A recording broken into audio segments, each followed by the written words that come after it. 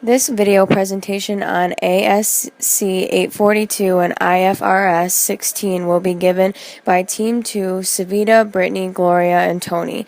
This presentation will cover FASB's and IASB convergence work in regards to the new lease accounting standards, the key points of the new guidance that are the same, and the divergence in accounting treatments between the two standards will be discussed.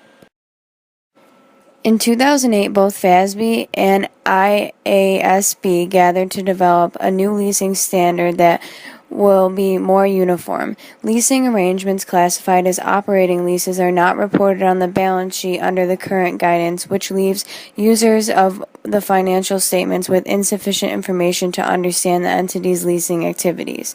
Regardless of all the efforts to make the standards more uniform, FASB and IASB did not agree on critical areas and the project deviated.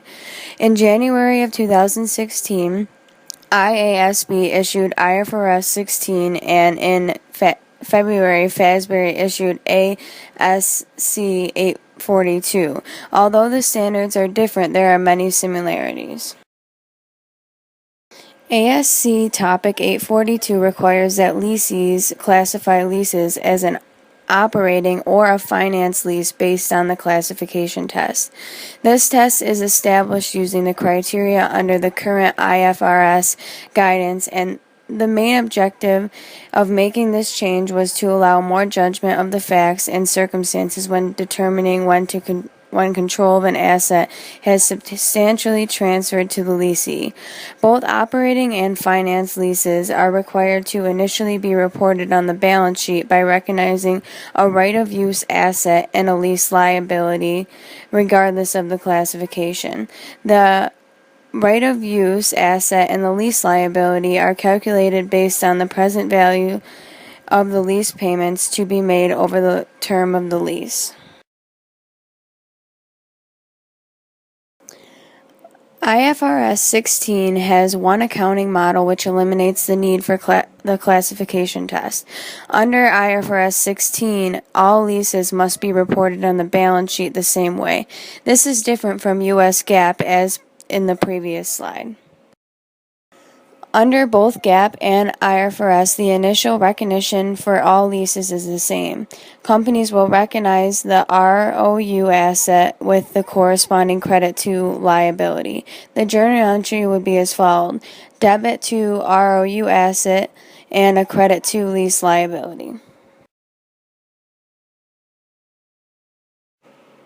Both GAAP and IFRS have the same definition for initial direct cost, which is the incremental cost that the entity would not have acquired if it had not obtained a lease. Under both GAAP, ASC 842 and IFRS 16, lessees are required to include initial direct cost in the measurement of ROU asset and amortize the cost over the lease term. An example of the initial cost would be capitalized under ASC 842 and IFRS 16 is commissions to real estate agents. The reason is because an entity would not have to pay commissions to real estate agents if it had not obtained the lease.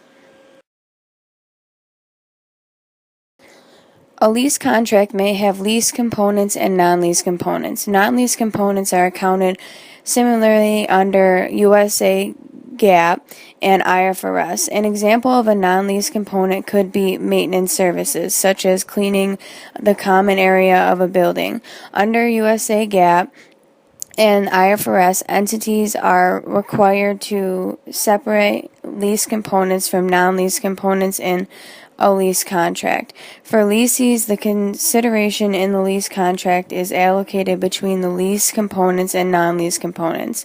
Activities that do not transfer a good or service to the lessee are not considered components of the contract and therefore are not separated out.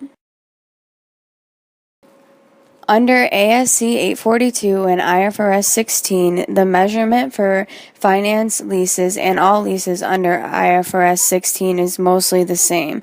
The lease liability is measured at an amortized cost and accumulated using the effective interest method after the initial recognition.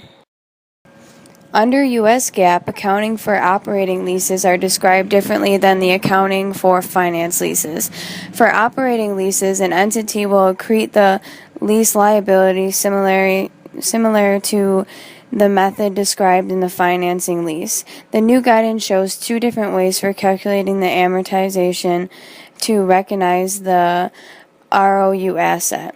The difference between the accounting for operating leases under the U.S. GAAP is due to the journal entries. In IFRS 16, the lessee would record two separate journal entries for interest expense and depreciation expense.